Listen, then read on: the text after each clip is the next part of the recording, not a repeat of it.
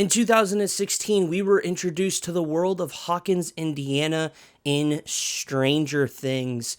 This show is created by the Duffer Brothers, starring Winona Ryder, David Harbour, Finn Wolfhard, Millie Bobby Brown, Gaten Matarazzo, as well as Caleb McLaughlin. This show deals with one of their friends goes missing and throws the town into chaos as our young friends discover some supernatural events and government exploits as they search for answers and ultimately their missing friend. So we're going to talk about this season of Stranger Things and help you decide whether or not it's the right one to watch as a Christian.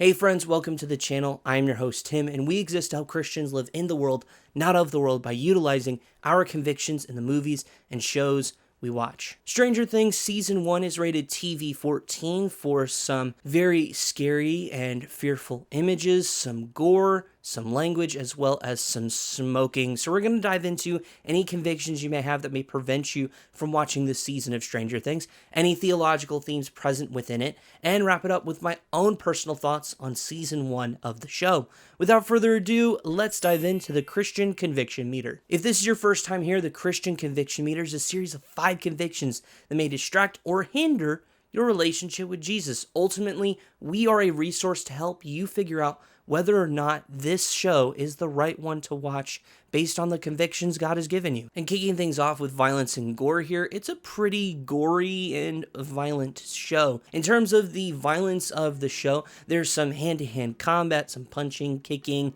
some of that type stuff. There also is just some violent fighting with the use of guns and a nailed bat and just some craziness of that sort as well. There also is cuts, scrapes, bruises, wounds, a lot of that sort of stuff. But the biggest thing to note here is that there is a lot of blood that is a part of this show. Blood dripping from eyes, ears, nose, as well as just the cuts and bruises that do occur. There also is a lot of death within the show, and when that happens, you see some blood around these characters in this show. The other thing to note is not only do you see people who die, but you also do see some animals who are near death. You see a deer that is kind of gross, like cut through the middle, so to speak. All of this to say it's a very gory and intense show. We'll talk about that later, though, as our last category, but in this one in particular, we're going to give this a 4 out of 5 here. Our next category is lust, and there is a decent amount here in this category. There are several scenes of characters making out or kissing. It's just throughout the entire show. Specifically in one of the earlier episodes of this season, there also is a scene of some characters who are prepping to sleep together, and so they do have a bit of kissing on a bed. You also do see a little bit later on them kind of lying together. There also is another scene of 2 other characters who are lying together as well, but there is no nudity that is a part of the show. There are also some suggestive noises that are made from one of our characters, Steve, one of his friends. They kind of make some noises as an attempt of humor, but that is a part of the show as well. We do also see a girl who is taking a shower, but you only see just her face. You don't see anything else.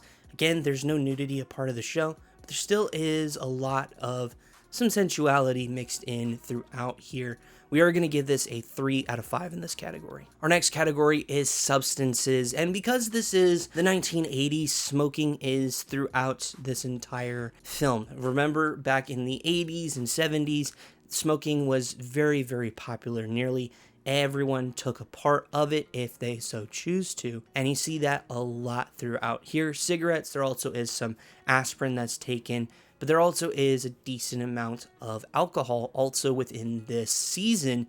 Specifically, there's some beer, there's also some hard liquor as well. There is no explicit drunkenness, but we do see a lot of cans laying around, particularly with one of our characters within the show called Harbour. All that to say, this is going to be another 3 out of 5 in this category. Our next category is profanity, and there is a good amount here. Hell is used, the D-A and D-I words are used, the A word is used, the B-I word is used, as well as the S-H word. word. There also is the SL word here used as well. There also is Jesus used as a reactionary phrase rather than in praise and worship.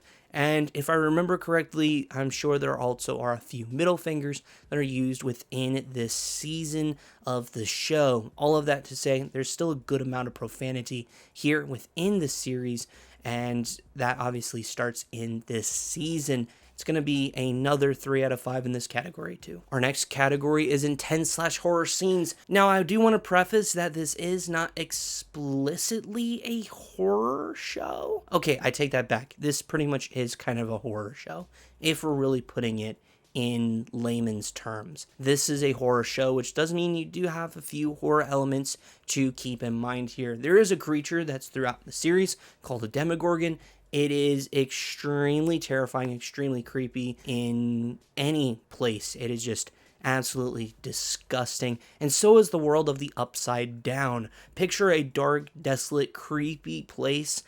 That is what you can expect. If you don't like basements, this essentially is basement world is probably the best way to put it. It just is eerie. You've got spores and live vines, and it just looks gross, nasty, and creepy. There also, of course, is the big thing of the fact that this is, like I said, a thriller show, but it is borderline horror, and with that does come a lot of screaming, and there is a lot within this show. There also are some scenes here in particular, especially towards the end of the season, where you do see some characters who have become a part of this world, who have unfortunately kind of started decomposition. It's not, I'd say, full scary, as in like you see some of their like skin removed or bones start to show, none of that, but it looks like just absolutely disgusting. It's creepy, it's disturbing, is again a great way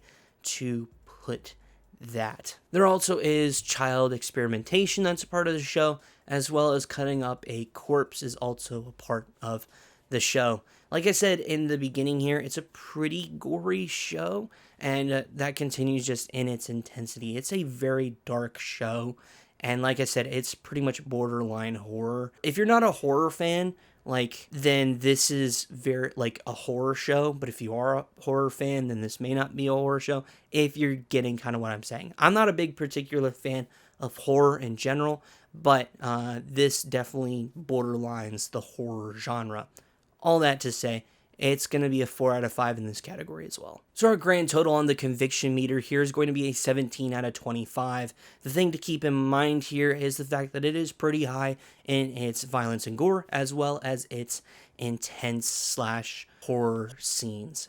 Obviously, this is a more horror show, and this is a very gory show. So if you struggle in any of the areas we talked about, where they make you feel uncomfortable, or it just doesn't align with your convictions, don't worry about watching the show. No show is more important than your relationship with Jesus. So if Stranger Things Season 1 does not align with your convictions, I'll just save you some time. The rest of Stranger Things is not going to align with your convictions if Season 1 doesn't.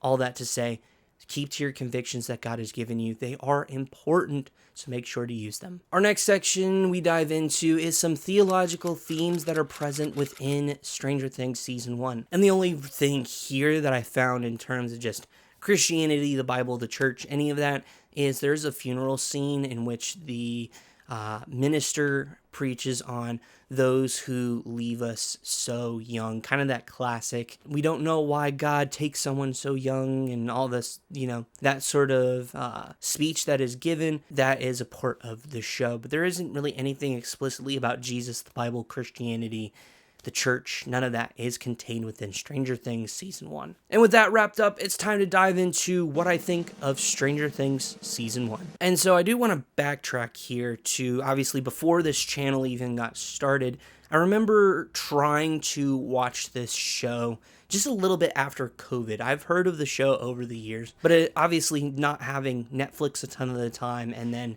it wasn't something that was like high on my list of stuff to watch.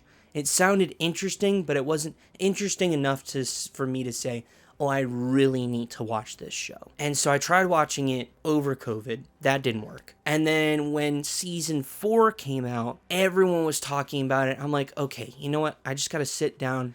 Let's see what this show's all about. And there is something really cool about this first season. Starting off with just the setting of the story, it is honestly so neat because you have all this weird extraterrestrial, supernatural craziness that's happening, and then you just have a 1980s suburb in Indiana, like this small town, and it creates this very unique dichotomy that I absolutely enjoy. But also the aesthetic of the 1980s is just fun. I think it is captured very well on screen, from just the dynamic of our characters to the verbiage to the food and advertisements and all of that. I enjoy the setting of this show in this season, and the world building is fantastic. It feels believable, even though it does deal with sci-fi-esque stuff. It feels believable, it feels real, and I think what helps with that is how attached you become to these characters. You fall in love with these characters pretty early on in the series, where you journey with these kids and you kind of relate to some things a little bit. Maybe there's one in particular that you like really gravitate towards, and that's something just really, really cool. That to say, our kids through this season and through the show in general are very enjoyable actors. I think they do it well. They slowly over time, as you see through the next several seasons, slowly continue to not only mature as characters, but also mature as actors. And so they continue to get better and improve. But there is a believability that these young actors give to this season in particular. And then, of course, you have Winona Ryder, who has been an absolute star. She's fantastic in the show. David Harbour, who I originally have known from, of course, Black Widow, but I mean, he's so much better in this. Not to say I don't like Red Guardian, but Jim Hopper is a fantastic character. That was another one I've immediately fell in love with. I mean, just that's the basis of the show. I remember watching the first few episodes in 2020, and I'm like, I don't know if this is my thing. Like, it seems neat. But then when I went to rewatch it, it clicked for me why the show works, and it's these characters. And that is not only, I'd say, the heart of the show, but it is the strength of the show, is the characters. Whenever you have a show, sure, you can have great world building and a great score and a great story, all of which Stranger Things has, right? You can have all these things, but if your characters are lackluster, then the show's not going to work. But it works in this one because it has such strong characters. And it has such a strong pull at not just the emotions, but also pull and motivation of, hey, I want to see them succeed. I want them to find Will and to have this journey come to an end, so to speak. You want our characters to win and have that sort of happily ever after. But there is a special magic of this show. It's so weird. It's a weird premise for a show, but it is absolutely enjoyable. And the things this show does from a story perspective to a visual effects perspective is all done very well. It's very enjoyable. It is, I think, one of the best shows of the 2010s. I think this is an enjoyable season. And again, there's just some magic that this first season has that I don't think they really capture in later seasons, but there is a magic that this first season has that I can put it on kind of any time I want to and just sit back and enjoy it. Those are really good shows. And that is Stranger Things season 1 for me. So overall, it's a really enjoyable show. I absolutely enjoy it. I don't really have all that many complaints here, but overall, my final score for this season of Stranger Things is going to be an 8.9 out of 10.